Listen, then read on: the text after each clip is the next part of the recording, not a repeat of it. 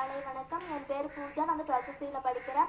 இன்னைக்கு கல்வி கண் திறந்தவர் காமராஜர் பற்றி ஒரு சில வரிகள். காமராஜர் ஒரு நாள் காரில் போயிட்டு இருக்காரு. அப்போ நிறைய சின்ன பசங்க ஆடு வச்சுட்டு விளையாடிட்டு இருக்காங்க. அப்புறம் அவர் போய் கேட்குறாரு, பள்ளிக்கெல்லாம் போக மாட்டீங்களா அப்படின்னு கேட்குறாங்க.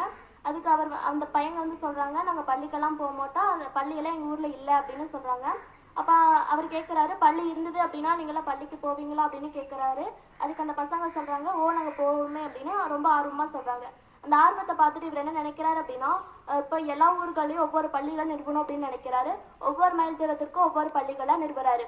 அப்புறம் இவர் ஒரு பள்ளி விழாவுக்கு இவரை என்ன பண்ணுறாங்க, விருந்தினராக அழைக்கிறாங்க. அவரும் போறாரு.